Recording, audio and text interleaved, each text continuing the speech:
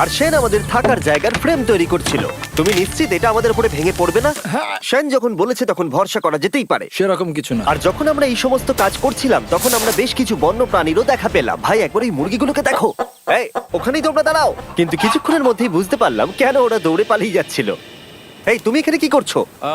আরে এটা কি? হ্যাঁ, ও এটা একটা ছুরি। তুমি কি এই মুরগিগুলোকে মারার প্ল্যান করছো? হ্যাঁ, আমার একটা মুরগি চাই। আমরা মুরগি মারতে পারি না। জিমি, এখানে আসার আগে তুমি ডিনারটা কি করেছিলে? বলবো না। প্রথম দিনের বাকিটা ক্যাম্প তৈরি করতে কেটে গেল, যেটা ছিল বেশ সহজ। এখন তোমাদেরকে ক্যাম্প দেখাবো। এখানে আগুন জ্বলবে আর এখানে খাবার তৈরি হবে। এদিকে এসো। আর ঠিক এইখানে আমরা ঘুমাবো, যেটার বিশেষ প্রয়োজন। তারপর আমরা নিয়ে এলাম সার্ভাইভাল ক্রেট, যাতে ছিল খাবার, জল আর সবথেকে গুরুত্বপূর্ণ একটা ফ্লেয়ার, যা বিপদে কাজে লাগতে পারে। আর সূর্য ডোবার আগেই আমরা সমস্ত কিছু তৈরি করে নিয়েছিলাম, একটা জিনিস ছাড়া। দাঁড়াও 1 মিনিট, সানস্ক্রিন দিয়ে কি আগুন জ্বলে?